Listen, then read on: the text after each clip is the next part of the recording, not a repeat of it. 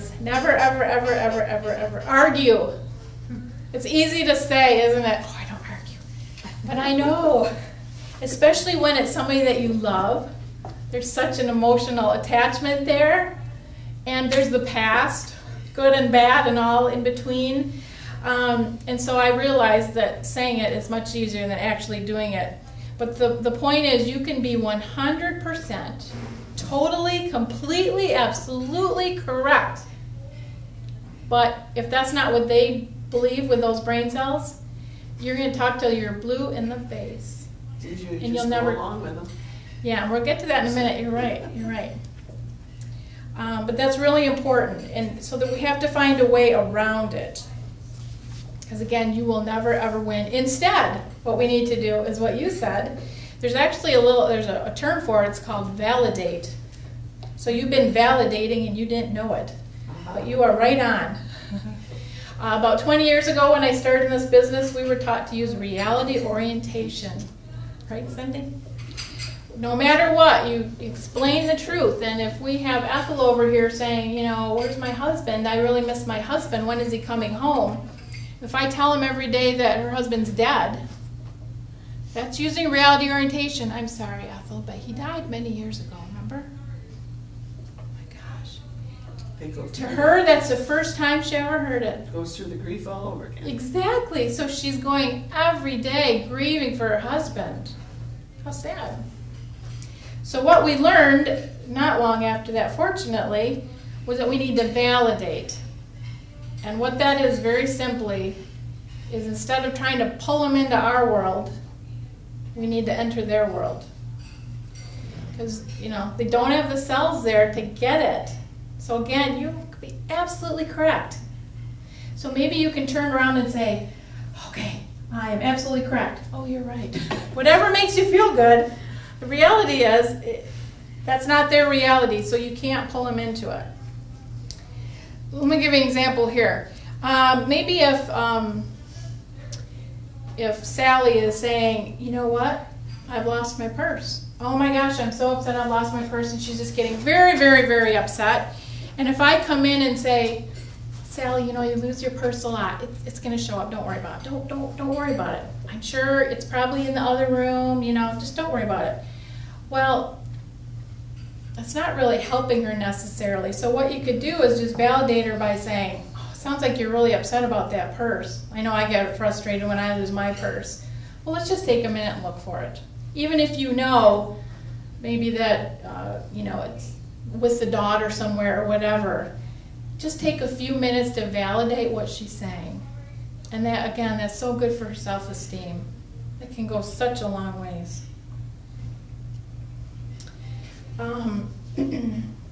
Another example would be if we have, similar to what I just said, if you know, maybe Ethel's really missing her husband, instead of me using reality orientation and crushing her again, what I need to do is take a few minutes and validate her.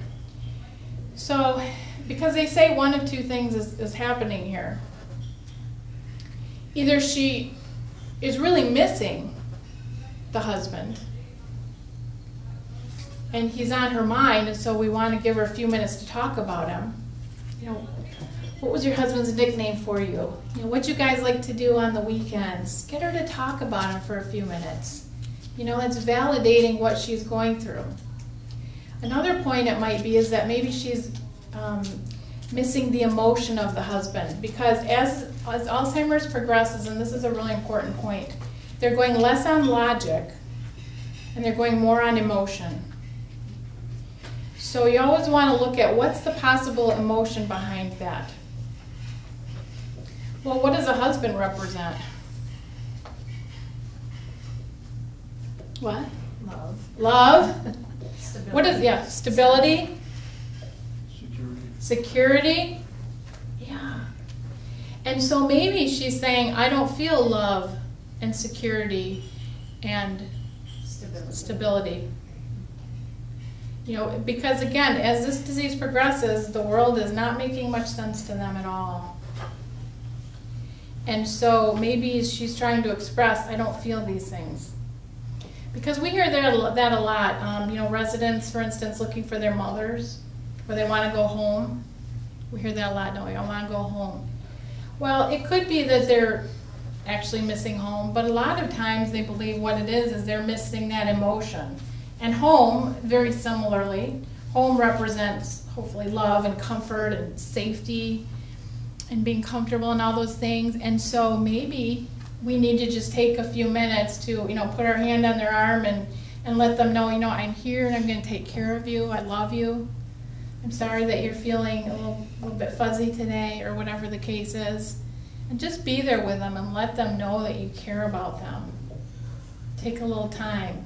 A lot of times, and I've seen this, reality orientation very seldom works, and it usually makes them much more agitated than you started with, understandably. Most of the time, and nothing's ever absolute, but most of the time when you validate like that, you'll see a real calming eventually. So it's very powerful. So we want to focus on feelings and not facts. That's what validation is too, focusing on feelings and not facts. And the feelings are theirs, they own them. We don't need to try to convince them otherwise, they're their feelings. Okay, here's another important point. We want to set them up for success and not failure. People with Alzheimer's disease are failing all day long. You know, they don't remember where the bathroom is, and maybe they have an accident. They don't remember where the dining room is. They don't remember when their family last came. You know, it's been years maybe in their mind, when in all reality it was yesterday. They can't do so many things. They're so dependent on people now. And so they feel like failures all day long. So we can step in and try to help them feel like successes. So the first thing that I would say is don't correct them. And again, that's like validating. But let me give you an example. Again, when I was up at Hart, there was a woman in the support group whose husband had Alzheimer's. And she came in to a meeting one day, and she was just so irritated. And she was just in a huff, and you could tell she just needed to talk. So we asked her, what's been going on? And it just spilled out, you know, that she had had such a terrible week because, she and her husband just fought all week. They were just at each other's throats all week, and it was just a terrible week. And what was going on? What was the problem? Well, he refused to get out of his pajamas all day. He wanted to stay in his pajamas all day long.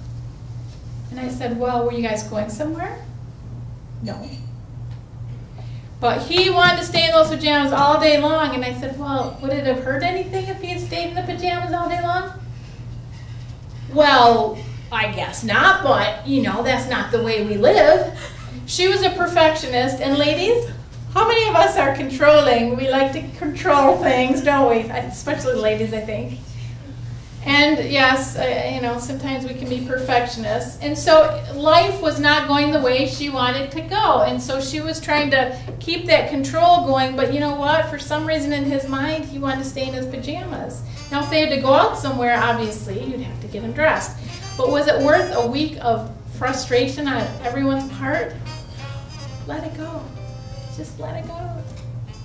And, you know, I'm sure after beating him down all week, I'm sure he felt like quite an idiot, you know. So we don't want to correct them.